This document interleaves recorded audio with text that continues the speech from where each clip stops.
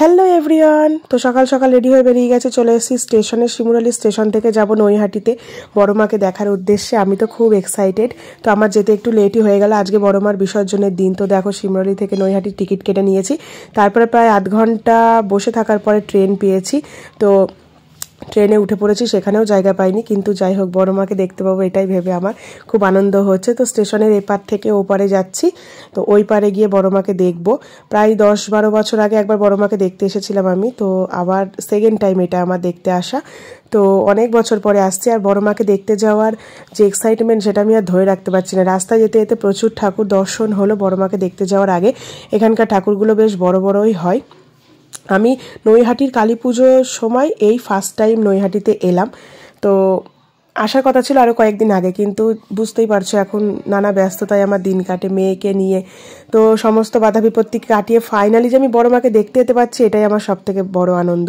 তারপর রাস্তায় দেখো আর একটা মা কালীর দর্শন হলো। এখানকার ঠাকুরগুলো দেখতেই পুরো অন্যরকম। আর আজকের দিনেও রাস্তায় মারাত্মক ভিড়, মানে বড় মার পুজোর দিন থেকে, মানে কালী পুজো যেদিন থেকে হয়েছে তার 4-5 দিন পরে আমি এসেছি, তখনও এতটা ভিড় রাস্তায়।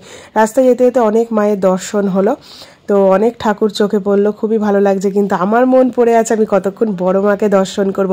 ফাইনালি দেখো বড় মার সামনে চলে এসেছি। মাগো, আমি সত্যি তোমাকে দেখে আমি ধন্য, আমার জীবন সার্থক হয়ে গেছে। মানে আমি 10-12 বছর আগে একবার দেখেছিলাম, কিন্তু বহু বছর পরে আজকে এলাম। এতদিন ফোনে দেখতাম, তো মাকে এই যে ফাইনালি দেখেছে। মায়ের যেহেতু আজকে বিসর্জন, মায়ের সামনে বাস টাস দিয়ে সমস্ত গয়নাগাটি খোলার একটা ব্যাপার ছিল, মাকে রেডি করছিল। তো এখানে সত্যি ছবি তোলার আমি সুযোগ পাইনি। আজকে বিসর্জনের দিনেও এতটা ভিড়, তো আমি জাস্ট একটা ক্যামেরাই করেছিলাম, ডুয়াল ভিডিও আমার ফোনে ছিল। মায়ের মন্দির বন্ধ আছে, 2-3 দিন পরেই খুলবে মন্দির। যখন খুলবে ইচ্ছা আছে একবার এসে মায়ের পুজো দিয়ে যাবো। তো বড় মাকে দেখলাম, তারপরে আরও কয়েকটা ঠাকুর আশেপাশে হয়েছে সেগুলো দেখব। তো তারপরে দেখা হয়ে গেছে বড় বড় দিকে। তো এবার আমরা যাচ্ছি অন্য সাইডে, মানে স্টেশনের উল্টো পিঠে। সেদিকে অনেক থিম করে অনেক আরও প্যান্ডেল হয় মা কালীর, তো সেগুলো দেখবো। চলো, এটা একদম স্টেশনেরই পাশে। তো আজকে সমস্ত প্যান্ডেলই খোলাখুলির মোটামুটি কাজ চলছে, তো ভিড়ও ছিল, তার মধ্যেও লোকে দেখছে আজকেও। তো এই যে এখানে এই মণ্ডপটায় এসছি, দেখো মণ্ডপটা এই যে, এটাও খুব সুন্দর করেছে।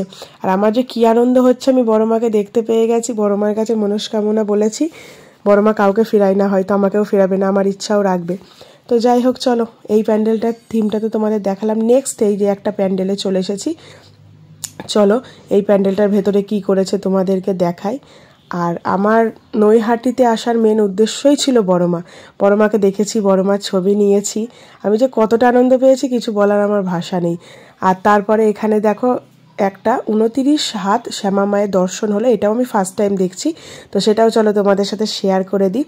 ঠাকুরগুলো সত্যি অসাধারণ হয়েছে, অসাধারণ, খুবই ভালো। বিসর্জনের দিন আজকে সমস্ত ঠাকুরই বিসর্জন হবে, কিন্তু সেগুলো আর দেখা হবে না, কারণ অনেকটা দূর থেকে এসেছি, বাড়ি ফিরে যাওয়ার ব্যাপার আছে।